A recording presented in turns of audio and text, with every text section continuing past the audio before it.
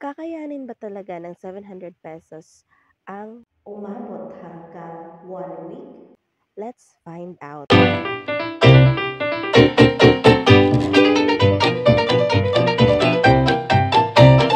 Hello po again sa lahat and welcome back to my channel. As mentioned earlier, narito na ang aking video for the 700 pesos budget challenge for 2024. So ito na po yung mga napamili natin kanina sa halagang 700 pesos na binigay sa atin ni Papang.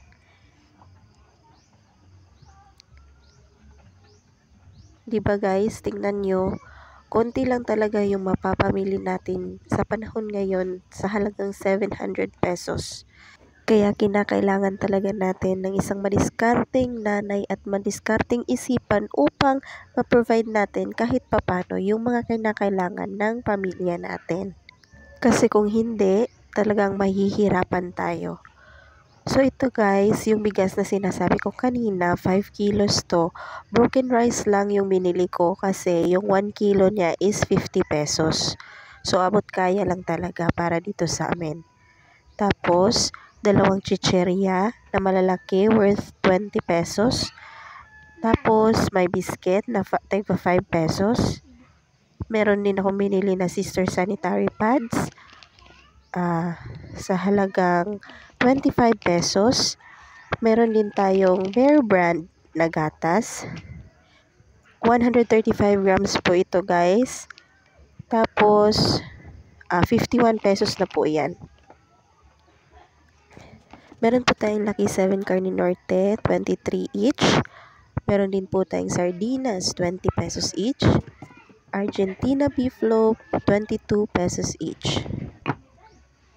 Bumili din po ako ng 1/4 oil worth 17 pesos and 1/4 na brown sugar worth 15 pesos. Yung mga nabanggit ko pong groceries is nagkakahalaga ng 298 pesos. Hindi pa po kasali doon yung rice. So, dito naman po tayo. Eto, bawang, 7 pesos po. Sibuyas, 5 pesos po. 2 pesos po yung red bell pepper na nabili ko. Tapos, magic sarap, 5 pesos po. Meron din po tayong hotdog, 45 pesos. 13 pieces po ito, yung mini, 250 grams. Meron din po tayong string beans, 15 pesos po. Etong talong po is 11 pesos, 2 pieces na po. Meron din po tayong pipino, 11 pesos din po. Meron din po tayong isang hiwa ng kalabasa, 10 piso. So, ang total po niyan lahat ng nabili ko is 111 pesos po. Meron din po pala akong nabiling isang stub ng paracetamol. Bali 10 pieces na po siya. Tapos, dalawang Alaxan FR. Pero ininom na ni Papang yung isa. Uso po kasi sa amin ngayon yung kubo, sipon, lagnat. Kaya napabili na rin po ako. Kaya ayun. So, ang total ng napamili ko, rice 250, grocery 298, at gulay at iba pa is 111. So, naging 659. Ang budget ko po is 700. Tapos, minus 659 is may sobra pa akong 41 pesos. Kaya, binili ko po siya ng gamot worth 38 pesos at may sukli pa po akong 3 piso.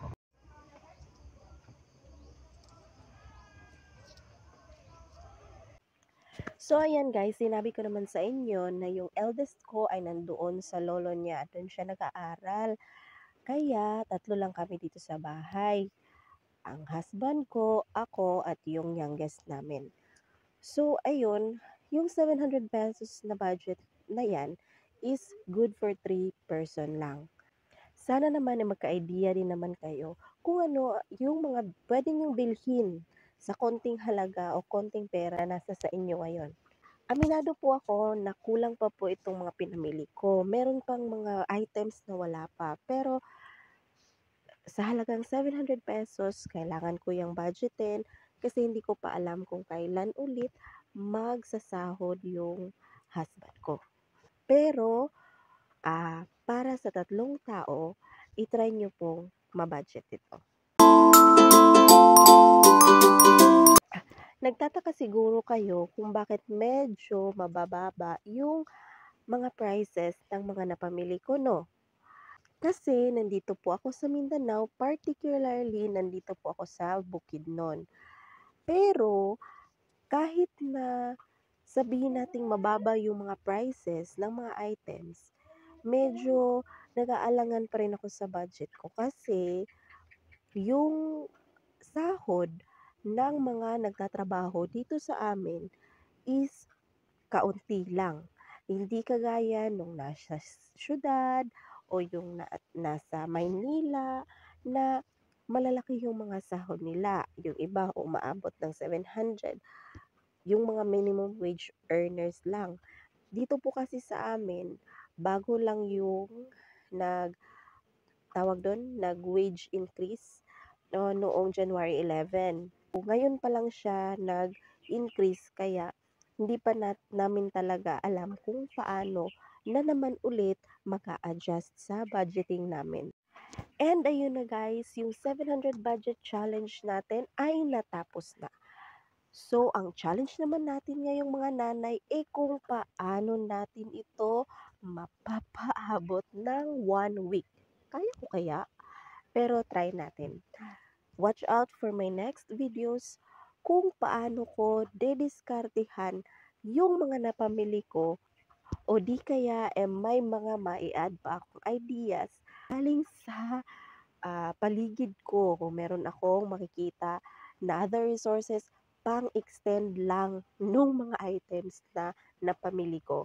Please do like, share, and subscribe to my channel, and please click the notification bell para naman maging updated kayo sa mga uploads ko regarding sa pamumuhay nating mga may asawa na. That's all for today. See you next time. Bye!